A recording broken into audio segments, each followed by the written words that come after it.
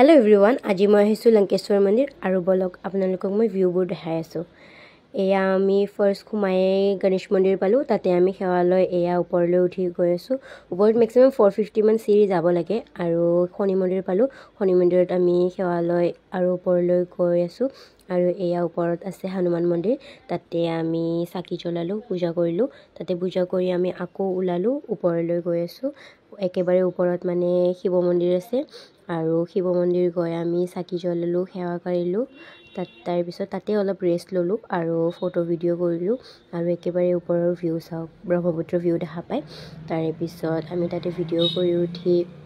এয়া ঘৰলৈ গৈ আছোঁ ঘৰলৈ গৈ থকা সময়ত আধাৰ চিন নামৰ পিছত বহুত ভাগৰ লাগিলে সেয়া আমি মাজতে বহি গলো অলপ আৰু বতাও দি আছিল তো তাতে বতাও খালো আৰু এয়া ঘৰ যাব কাৰণে আমি বাছৰ কাৰণে ৱেইট কৰি আছিলোঁ আৰু বাছ পালো বাছেৰে গৈ থকা সময়তো ভিউ বহুত ধুনীয়া আছিল এতিয়া মই ভিউ চাই ঘৰ যাওঁ ভিডিওটো ভাল পালে লাইক কৰি দিব বাই বাই